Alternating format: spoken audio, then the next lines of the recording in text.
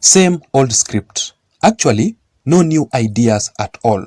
The return of maandamano again in the year 2024. Raila Odinga demands that the Finance Act must be repealed. Tunasema mwaka mpya hii sheria ya kodi mpaka itolewe. Ile finance bill mpaka itolewe. Usipotoa hiyo finance bill tutarudi kwenye uwanja. Tutarudi uwanjani. Tufanye namna hiyo. But of course we all understand that this is not the main reason as to why Raila Odinga is calling for these demonstrations and the street protests. Raila Odinga has been using his Azimio supporters all along through these demonstrations, not because he is fighting for them, but because he wants to achieve his political interest. So before I explain to you the dark secret truth on why the Kenyattas linked Uhuru and Mama Ngina are all of a sudden mounting pressure to sponsor Raila Odinga's demonstrations again in the year 2024, just like what they did in the year 2023, let me read for you this particular statement that was made by Moses Kuria a few weeks ago, exposing the people behind Raila Odinga's demonstrations. And Moses Kuria says that, let me just show you on the screen. You are not happy that Raila Odinga has refused your contract to cause violence. You conned him that you would make him president, and then you fired all your experienced campaign managers. You lied to the old man, and now you want to manage him again by saying you are in Azimio to stay. Mjinga akierevuka. Now from this particular statement here, at least now you are able to understand the people who have been behind Raila Odinga's demonstrations simply because of their own political interests. But I want us to begin right from here.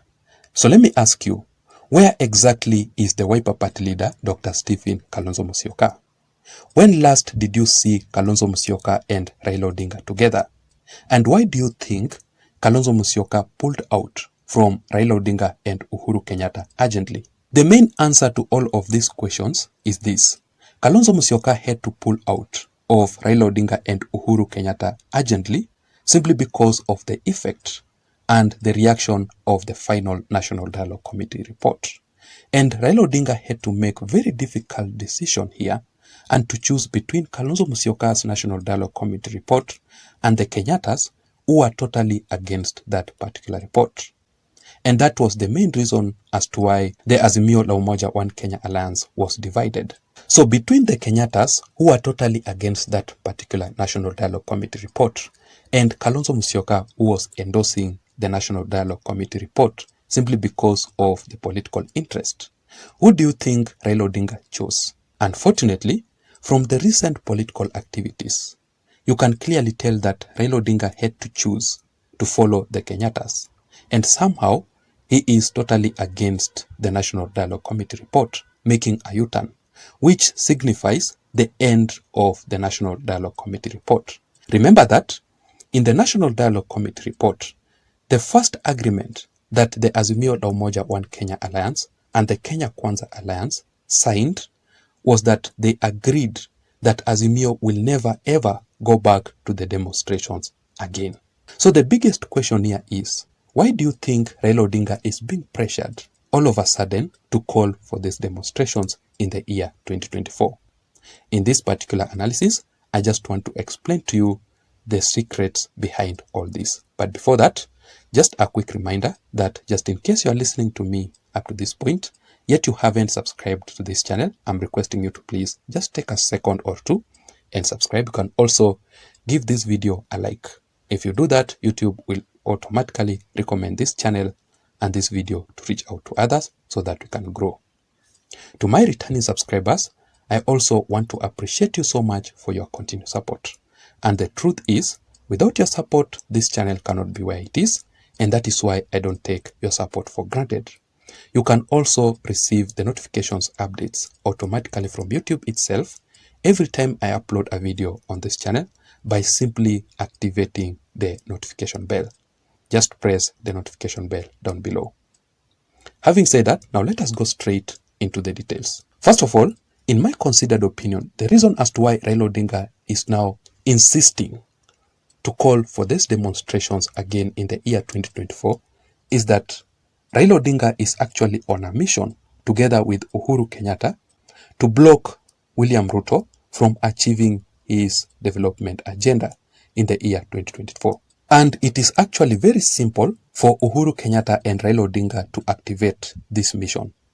They will only do this by causing political tension and political instability in the country. And as a result, they will be able to drag William Ruto's development agenda. So let us wait and see if they will actually be able to succeed on this. Because from what I know is that if William Ruto will actually fail, it will be an advantage for Raila Odinga and Uhuru Kenyatta ahead of the 2027 general elections. Number two, another reason as to why Raila Odinga and Uhuru Kenyatta are insisting on calling for the demonstrations again in the year 2024, it is because of the National Dialogue Committee report failure. In my considered opinion, ladies and gentlemen, the final National Dialogue Committee report led by Kalonzo Musyoka actually failed to serve the interest of the Kenyattas and also the interest of the majority of Azimio la Umoja One Kenya Alliance leaders. People like Martha Karua, Eugene Wamalwa, Uhuru Kenyatta, and several others. And that is why there was that split, the division within the Azimio la Umoja One Kenya Alliance. Therefore, that is the reason as to why Martha Karua has been insisting on the cost of living, that it must be addressed in the National Dialogue Committee report. Also on the issues of the IEBC, which has not been addressed.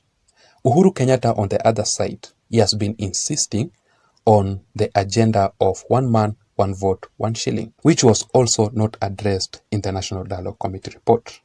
So that is why Raila Odinga is calling for these demonstrations to call for the fresh National Dialogue Committee report. So let us wait and see how things will turn out to be. And finally, Raila Odinga is calling out for these demonstrations simply because of the fallout within the Azimio la Umoja One Kenya Alliance over the entrenchment of the office of the opposition leader. There was this particular article that I read before in the Taifa Leo newspaper, which says, Kalonzo na Martha Karua pia warushiwa mifupa. Now, according to this particular article, Raila Odinga will take over the official opposition leader to be deputized by Kalonzo Musyoka and Martha Karua. Now, there was a bitter fallout between Raila Odinga and Kalonzo Musyoka, whereby Kalonzo demands to be the official opposition leader. So basically, what I'm trying to say here is this, that this bitter fallout actually messed up the plans for Raila Odinga simply because of his political interest. That is it, ladies and gentlemen. I don't know what you think. Let me also know your thoughts, your views, and your opinions on the comment section down below. What can you say about Raila Odinga calling for the demonstrations in the year 2024? What do you think is the secret agenda behind Raila Odinga calling for these demonstrations? Please don't forget to subscribe to this channel. Let me see you again in my next analysis. Bye-bye.